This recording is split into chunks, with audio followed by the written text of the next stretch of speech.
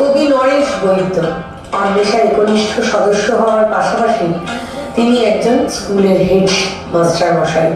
তার সাথে সাথে সমাজের সমস্ত রকম প্রতিবাদের পাঠ তিনি আমাদের নিরন্তর দিয়ে চলেছেন। আমরা আরো শিখছি তার কাছে কবিতার ভাষা মূলত স্ট্রিট পোয়েট্রি মুভমেন্টের মাধ্যমে আরো কত রকম প্রতিবাদী হয়ে উঠতে পারে। নরেশ বৈদ্যর লেখা পড়লে তা ঠিক বোঝা যায়। গত বই মেলায় তার প্রশ্ন প্রশ্রবণ বইটি আমাদের মনে যথেষ্ট ভালোবাসার ছাপ রেখে গেছে।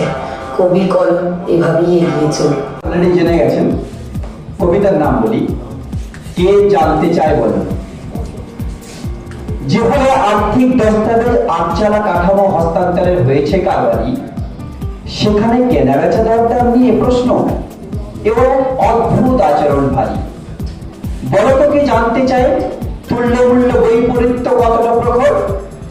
যতদূর মনে পড়ে সঞ্চিত নির্মাণ এ উঠোন শেষ নিঃশ্বাসই গণবে প্রহর। যাই হোক, জেনে রাখা ভালো, পদাঘাতে ভাঙে না কখনো গোষ্ঠী পাথর। জানি এ পৃথিবীতে বাঁচতে একটু ভালোবাসা বই, অধিকতর আর কিছু নেই প্রয়োজন। বিনিময়ে যতটুকু পারি দিয়ে যাব চাঁদের ঔজ্জ্বল্য, ওই জ্যোৎস্না মুখর হাসির কিরণ। কে জানতে চায় বলো কৌশলী চালে এখনো কত টাকা কর। ধন্যবাদ।